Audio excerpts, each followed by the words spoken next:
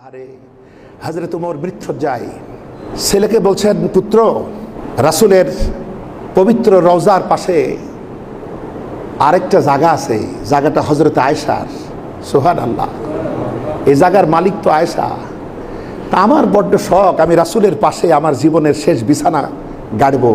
হযরত আয়েশা না দিলে তো হবে না, তে তুই গিয়ে উম্মুল মুমিনিন হযরত আয়েশা সিদ্দিকা রাদিয়াল্লাহু তাআলা আনহাকে গিয়ে বল যে খাত্তাবের ছেলে উমর আপনার কাছে একটা আবেদন করছে, খবরদার বলবি না আমিরুল মুমিনিন উমর।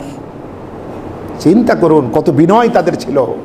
গোটা বিশ্বের অর্ধেকটার খলিফাতুল মুসলিমিন আমিরুল মুমিনিন, তিনি বলছেন আমিরুল মুমিনিন উমর বলবি না, বলবি খাত্তাবের ছেলে, খাত্তাবের বেটা উমর আপনার কাছে এই জায়গাটার ব্যাপারে একটু আবেদন করছে, যদি আপনি অনুমতি দেন তাহলে আমার আব্বার বড্ড শখ, তিনি এখানে দাফন হবেন। আর যদি অনুমতি না দেন, কোনো কথা নাই, দ্বিতীয়বার কোনো কথা নাই, তাহলে স্বাভাবিক গোরস্থানে তার কবর হবে। ছেলে চলে গেল।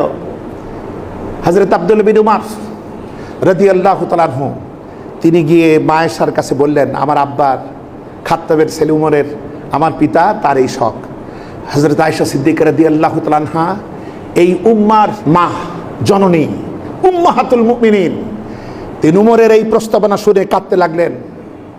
অবশেষে বললেন, আব্দুল্লাহ, আমার সারা জীবনের সাধনা ছিল আমার পিতা আবু বকর এবং আমার স্বামী মুহাম্মদুর রাসূলুল্লাহ সাল্লাল্লাহু আলাইহি ওয়াসাল্লাম যেই জমিনে শুয়ে আছেন, আমার বড্ড বাসনা আমি সেখানে চিরনিদ্রায় শায়িত হব।